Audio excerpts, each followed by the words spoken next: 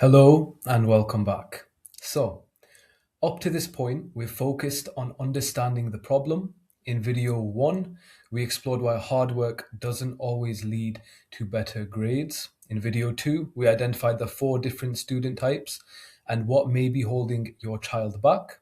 But diagnosis alone doesn't improve results. Students need a system. Okay. And in this video, I'm going to walk you through the exact framework I use to help students move from feeling stuck to making consistent progress in GCSE maths. I call it the Teachably GCSE Maths Improvement Framework. I know, it's an original name. Okay, so why most students stay stuck. So let's start here. They revise. They hope things improve. The grades doesn't move. They feel disappointed. So they revise even more. And the cycle repeats. The cycle repeats. The problem isn't the effort, as I constantly say. The problem is that the effort is unfocused effort. And without a clear direction, students can spend hours working without addressing the things that are actually holding them back. And I need to get used to stop blocking the content. So let me just move my face again. Okay. Why generic revision fails. This is one of the biggest issues I see.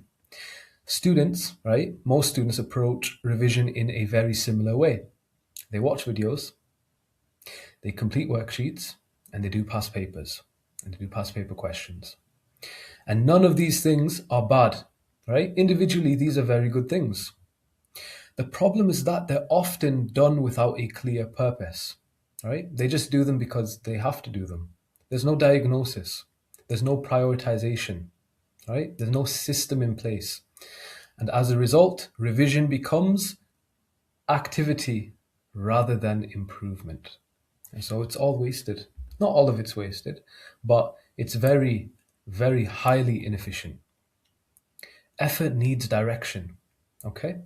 One thing I have learnt after working with many GCSE students is this exact thing. The difference, I keep on saying, is never the effort. It's never the effort. The difference is the direction. A student can work incredibly hard on the wrong things and make very little progress. Another student can spend the same amount of time focusing on the right things and improve rapidly. The hours aren't usually the problem, the focus is. Hard work plus wrong focus is slow, frustrating, very demoralizing as well. Hard work plus the right focus is rapid, measurable progress. So keep this in mind as we move through the slides. So, the Teachably framework. This is where, everything we build is around these three core pillars. A clear direction, consistent progress, and confidence under pressure. And each pillar support each other. And when all three are working together, students are able to turn their effort into results, into the results you want your child to have, into the results that they want to have. Okay? After working so hard with so many students from so many different backgrounds, as I said in the previous video, what I have gathered is that over the years, students that make the most progress in the least amount of time, it's always due to these pillars. And that's originally why I created this system, because it was something I noticed in my students. And when I started implementing a few of these things, it helped them drastically. Okay? So let's go into the details of each of these pillars.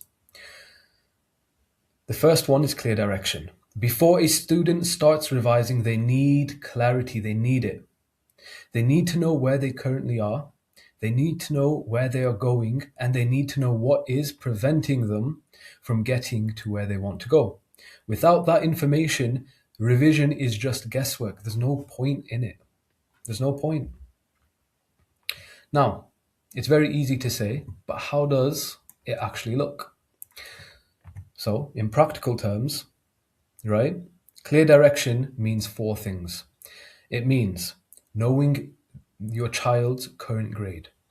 It means knowing their current target grade. It means identifying topic weaknesses. and then prioritizing the areas that will have the biggest impact on their grade. And now I know this sounds simple. I know it sounds simple, but most students completely skip this step. They completely skip it. They start revising before they've worked out what they actually need to do. Okay? And that's one of the biggest issues we have. And one of the biggest things that we can fix. When students have clear direction, everything changes. Absolutely everything changes. They stop wasting time. Parents gain clarity. Progress becomes measurable. And instead of hoping that revision is working, we can actually see whether or not it's working. That's a huge difference. It's a big difference. So let's get on to pillar number 2, consistent progress. Okay? This is where the majority of students see the most improvement. Not through one massive revision session, not through last minute cramming, but through small improvements repeated consistently over time. So let's move on. Okay. So why do students fail at consistency? The problem is that motivation comes and goes. Some days they feel motivated, some days they don't. It's as simple as that. And when revision depends on motivation, consistency completely disappears. That's why we focus on systems instead. Systems work regardless of your mood, regardless of your confidence, regardless of how the day has gone. Okay? Excuse me. Now, what does consistent progress look like? Again, my face is in the way, so let me move it there. It means having weekly targets. Okay? It means having weekly targets. It means focused practice. It means a process for reviewing mistakes. It means, progress tracking. At the end of the day, perfection is not the goal. It never has been the goal. The goal is repeatability. Simple systems that students actually follow always outperform complicated systems that they abandon because one day they had a jump in motivation. Okay, so let's move on. Now, this is something that since I was studying GCSEs, A-levels, university, this is something I always come back to, the compound effect. I often tell students that improvement behaves like compound interest, as one of the topics on the GCSE maths. A small improvement every week might not seem exciting. It might not, right? But, right, over 3 months, your improvement starts to stack, and it starts to stack together. The student becomes faster, more accurate, more confident, and suddenly the results look very different. The key is showing up consistently every single time. Now, you can look up the compound effect yourself if you've not been made aware of it, but it honestly is one of the best things you could actually tell your child, and it looks really cool if you plot it on a graph. Anyways, let's go to the third one. So, confidence under pressure. The third pillar, right, is this.